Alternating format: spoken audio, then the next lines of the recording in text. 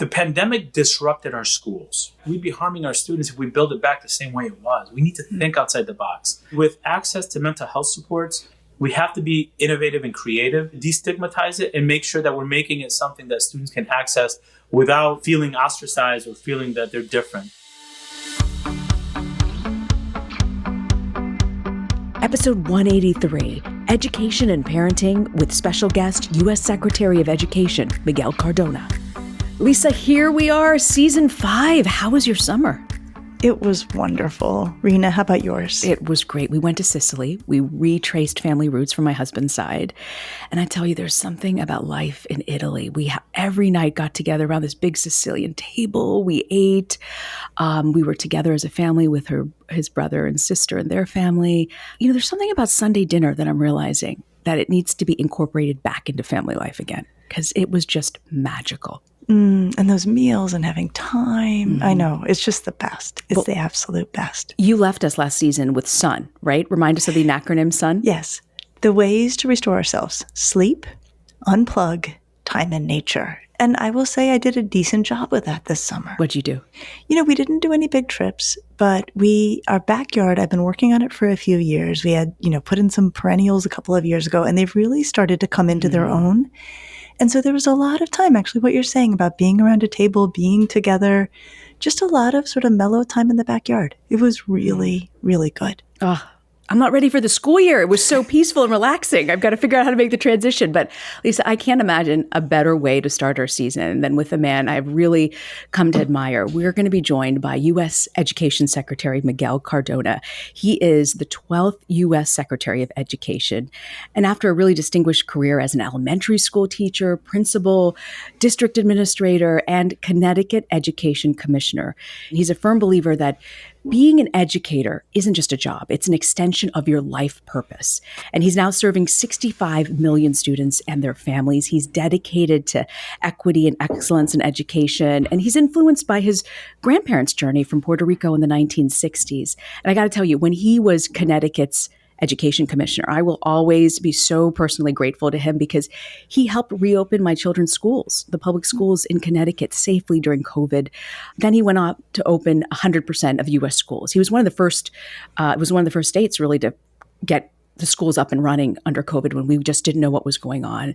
And he's also pushed to make education affordable and accessible. And as education secretary, he's delivered $130 billion in federal education funding for P to 12 schools and $40 billion for colleges.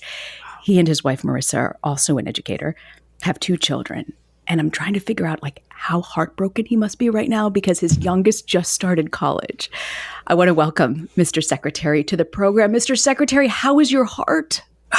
You know what? It's amazing to, and not only as an educator, but as a parent, to see your own children grow and they're ready. My daughter's ready to go to college. My son's going to be a junior. I love the fact that I get to experience these big transitions as secretary because just like I'm experiencing it, parents across the country are. And for me, there's an emotional and a personal connection to every decision that I make because my children are in our schools. And I know parents want the best for their kids. So happy to be here with both of you. Thank you. That a wonderful introduction. And I really am looking forward to the conversation. Well, we are absolutely thrilled to have you. And I have a college-age daughter. She's a junior now. And I remember when we dropped her off, feeling both sad, but also much more excited than people talk about. That's kind of the sense of she's there, she's ready, thrilled for her. And so I hear you. It's a mixed experience, but there's a lot more positive than I think we sometimes give credit to. So we're so excited to have you with us today. And we know that today you are launching a back-to-school bus tour. Talk to us about the bus tour. Why a bus tour? What are you up to here? So excited about it. Every year we do a bus tour, really to kick off the new school year. Every school year is filled with possibilities. And, I remember that feeling as a 4th grade teacher, when the kids were coming in, they had their clothes picked out, ready to go to school. They had their clothes picked out for weeks and the teachers are nervous and meeting their kids. There is so much positive, good energy at the beginning of the school year, launching a new school year, doing a bus tour and visiting schools and visiting universities and just really celebrating what it is to begin another school year is something that honestly is one of the highlights of of my work as Secretary of Education. Love being in DC, love engaging, but being around students and that energy, that palpable energy in our schools when we're kicking off this new school year is exciting. I'm so excited to be on it. We're starting it today, as you said, and it's really going to catapult us into an amazing school year ahead. Wonderful. Okay, so let's talk about the school year and let's really get down to business here. I know one of your big focuses has been getting kids back into school. Right. Absenteeism, you know better than anyone, has been a huge problem post-COVID. Nationally, roughly a quarter of students were considered chronically absent last year, and that was way up from before the pandemic. And that's, missing 10% of school days or more for any reason. I have clinically watched so many families struggle with this, and I know kids miss school for so many different reasons. So you've created an academic acceleration program, and one of its main goals is to reduce chronic absenteeism. What is it that you most want parents to know with this fresh new school year about getting their kids to school? Every day matters. Every day matters. And, students underperform up to like 45% if they're chronically absent. So imagine what that does, the long-term impacts that has on a student. I remember when I was a school principal, I would talk to parents and say, imagine going to a 3-hour movie and missing half an hour. Would you understand what the movie is? Would you miss some nuance? And then, that has a ripple effect. Yep. So the message to parents is pretty straightforward. Look, we're on the same team. If there are obstacles that are creating a situation where your child doesn't want to go to school, doesn't feel like they belong, or there are some basic needs that are not being met, like food insecurity. I've had students miss school because they have a toothache. And we worked in community to help address some of those obstacles. In many cases, students translated for parents at doctor's appointments. So how do we help address the root cause? And my message to parents is we're on the same team. Let's work together to make sure that your child has every chance to be successful. And that starts with being in school on time every single day.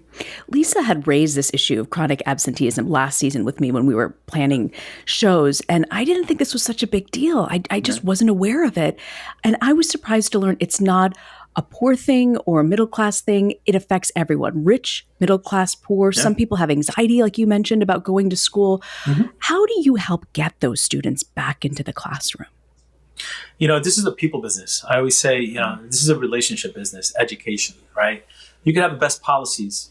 You can have the best laid out policies, but if we don't have relationships with our students and our families, then it doesn't matter what the policy says. So for me, it's really about building relationships and fostering, that communication that you care about the child's well-being. And when a student knows that you care, they're more likely to want to engage. Or, as you mentioned, anxiety is a big factor in some of the recent trends of chronic absenteeism. So ensuring that there are people in the schoolhouse who are caring for the child holistically, right?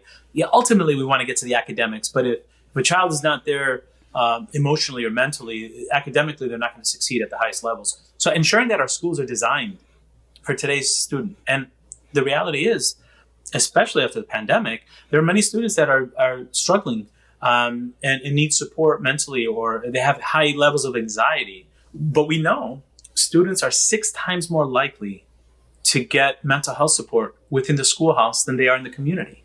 So we are big proponents of full service community schools. And we have more, I think the funding went up 5 times since President Biden took office, to make sure that we have adequate resources in our schools. That's not to mention the Bipartisan Safer Communities Act that provides more dollars for school counselors and things like that. So just making sure your building is designed for what our students need. But at the end of the day, kids have to know that you care and that you want them to do well. And taking that approach when supporting them and their families versus a punitive approach, I think makes a big difference. That is so important and so helpful. So actually, on the topic of relationships, and I am with you, relationships, like all learning, all growth happens in that context. I know that another one of your initiatives is to really try to increase high quality out of school time for kids. One of the things I love thinking about are activities that give kids a sense of purpose. It's so protective to mental health. That's an example of high quality, but talk to us a little bit more. What are the kinds of activities you recommend for families, and If our listeners can contribute to this effort in their own communities, what would you have them do? That's such a great question. Look, let me put on my father hat and go back about 3 years when my children, like children across the country, were trying to make sense of this hybrid. And even before in the 2020 year where they were home trying to learn through Zoom, I looked at their experience and even talking with them, I said, what do you miss most? And the reality is they missed a sense of community. The sense of community that our children thrive off of was missing for a little while. And then as we went back, it was critically important that we almost compensate for the lack of community that they had in those months where they were not in school. Out of school time experiences are those things. So, it could be academic in nature, remediation, tutoring, support. It could be athletics. It could be theater. For my children, athletics and theater. Theater was such a saving grace. I always said music and the arts heal. They heal students. They heal communities. And they healed our country. It could be the chess club. It could be a math program. It could be an after-school club that focuses on anime. It doesn't matter. That's almost secondary. It's the sense of community that our students need, right? And then to those who are listening, what does that mean? Look, you might be a business owner. You might be somebody that has an interest in a hobby. How could you partner with the local school to volunteer along with a staff member there to give students an opportunity to be amongst community after hours? 3 p.m. on is when students are most likely to be unsupervised or not supervised enough, or, just not getting the enrichment that they need. And sometimes they turn to things that might hurt them, like social media, over-reliance on that. So how do we create clubs where students are in community in our schools? That's a community-based effort. That's all of our responsibility, right? There are people that are saying, well, I'm not a teacher. Yeah, but you might have a skill set. If you're a musician, introducing students to your musical instrument or to performing might be something that gets them connected. It's about human connection, really. And these out-of-school time programs, not only are they good for academic enrichment, but they're good for community building. And that's what our students need right now. We were talking about absenteeism in schools, and it's been so hard for some kids to get back into it. And during the school year, when I was growing up in Florida, to get any extra special services, because we know what a ding it is in your confidence when you feel like you're not good at math or reading, you had to really have a D or F in public school in Florida to get any sort of help. I know, living in your former state where you oversaw the education community here, there are so many enrichment programs in the public schools in Connecticut that you don't have to have a D or F. You just need to know you need a little bit of help. What are you doing to help support this lack of confidence in students that could lead to them not wanting to go to school? How can families get help and access tutoring? What's your advice on that? Well, my message to families is the same message that I've been saying ever since I started in this profession. You are your child's first and most influential teacher. We are a supporting cast. You know your child better than anyone else. You are the expert in your child. So your advocacy for your child is critical. What we're trying to do across the country is really think about our schools as an investment in our communities in our country. So we want to make sure that we're adequately funding enrichment programs, programs that help level the playing field in those communities where children only have what the public schools offer. There's so many communities in our country where whatever enrichment the students are going to see, it's going to be because their school either offers it or partners with a community-based organization. So whether it's 21st century grants, most recently, the Safer Communities Act, we provided more dollars for mental health supports, and that could also be done in the form of enrichment. Because sometimes, mental health support isn't just seeing someone when you're feeling down. It's a proactive program that brings students and connects them so that they're feeling better about themselves or they're seeing the value that they bring to the table, their assets. So we have grant funds that go toward ensuring that our schools are designed for the needs of our students. Another thing that we're really proud of, as I mentioned earlier, is the community schools grants, right? Full service community schools, where we have schools that, I remember visiting a school in Pennsylvania that was using community schools funding. And it was fascinating. I walked in one part of the building, very academic in nature, and then I walked to another part of the building. It was run by the community, and they had after-school programs for all the students. So the director of that connected with the YMCA, with the Boys and Girls Club, with the Girls Inc., with the Boy Scouts, Girl Scouts, to give students after-school experiences. Well-coordinated efforts using federal dollars that are aimed at community schools. So whether it's officially a community school or not, it's those type of efforts that really bring the resources in the community together that gives the students the best options for success. I love it. I love it. And, you know, it's so interesting because I want to come back to mental health because, you know, as a clinical psychologist, my view, the longer I've practiced, of what constitutes a therapeutic interaction has widened and widened and widened, right? So what you were saying about kids in the arts, I mean, I know lots of kids, you know, lots of kids who are saved by their theater teacher, right? It's not somebody who's necessarily got, you know, specialized training. It's about the relationships and being seen and known. Okay, but on that, there are kids, you know, I know, Reena knows, who are still going to need specialized care. Mm-hmm. You said something so compelling about kids are so much more likely to get that care in school than in the community, which is so true. It's impossible to find a clinician. And I know you've put about $180 million towards increasing and diversifying school-based care. Yes. Tell us a bit about the impact you're hoping that this funding is going to have. Absolutely. Supporting students, there's a continuum. My sister's a school social worker. And, you know, we often talk about the DSM 4 or 5 or whatever, but, you know, it's really about where are the students and what is the need that they have.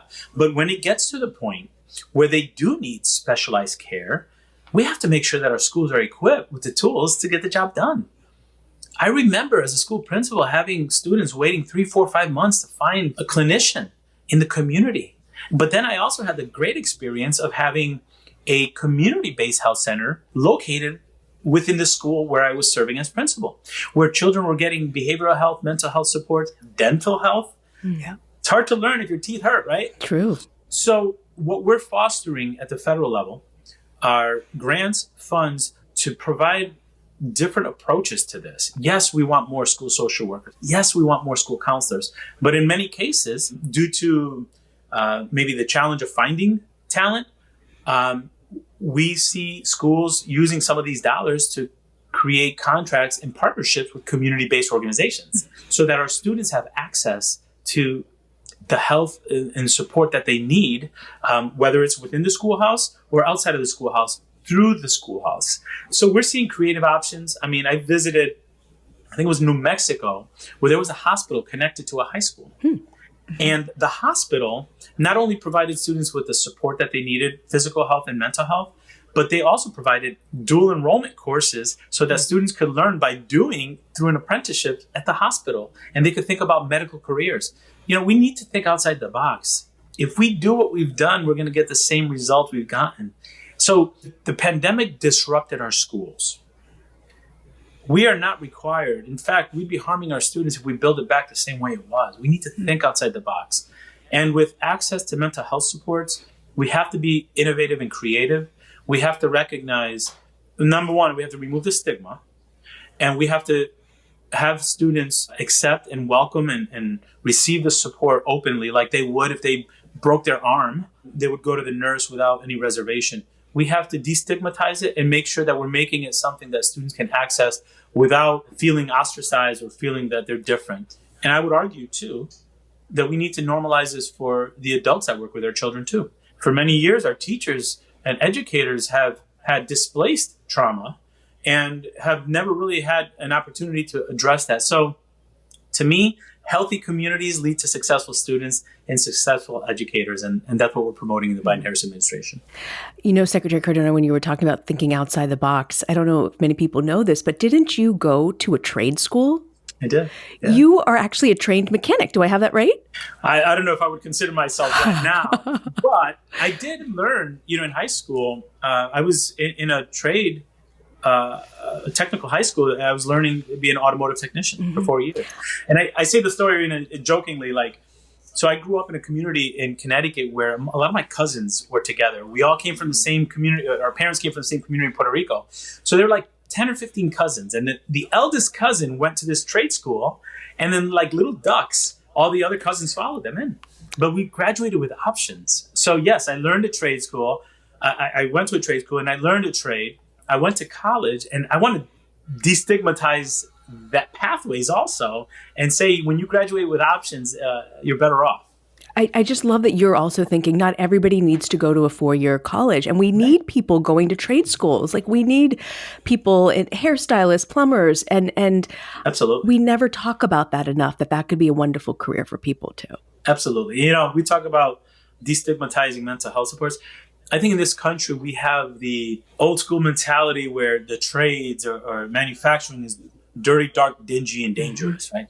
I got to tell you, I've seen amazing models across our country where we have high school students getting college credits, externships, which are better ways to learn because you're learning by doing, and walking into careers making $60,000, $70,000. They continue to a 2-year degree or a credential, and they make well over 6 figures. I'll give you a very specific example.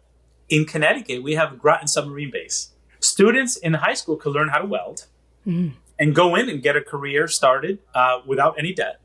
Or they can continue to a 2-year college or even a 4-year college, learn how to code. And instead of welding, now you're coding machines to do the welding. You're making well over 6 figures without 4-year college debt.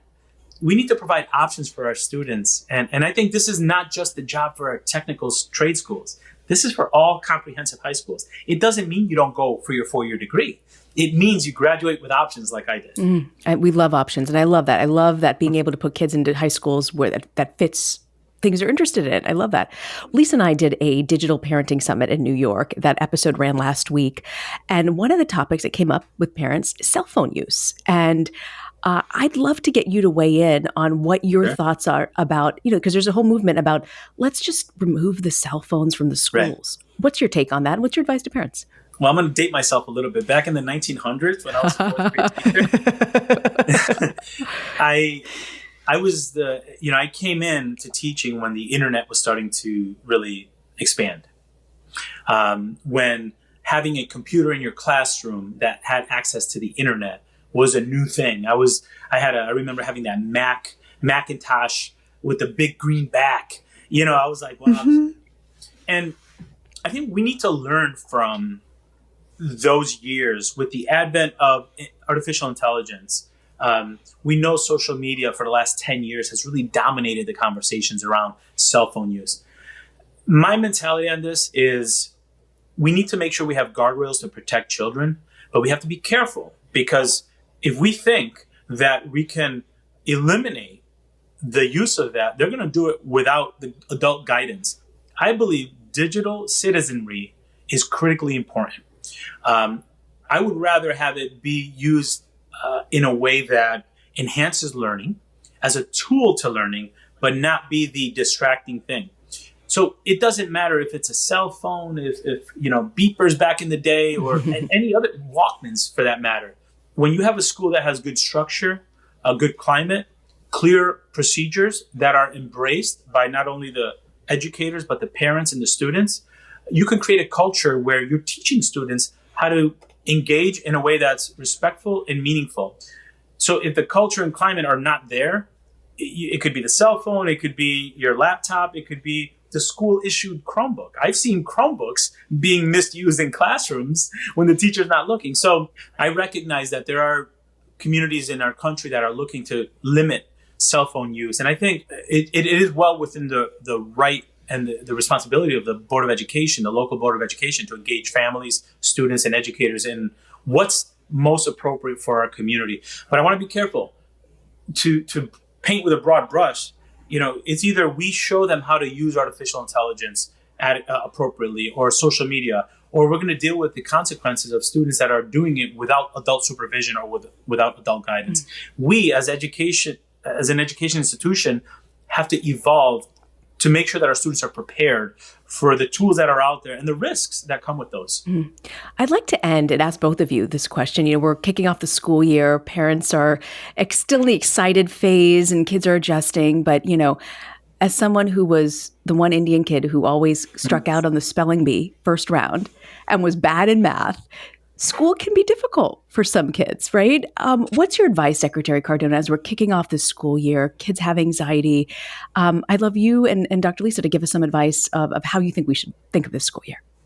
I always say that this energy, as school starts, it's a honeymoon that I hope never ends. But look, I'm a father. My wife and I experienced what it is to be a parent in this generation. And I recognize that it can be challenging for students, for children. And I recognize that in your case, it was being a student that maybe didn't fit the stereotypes that people put on you. And I can relate to that.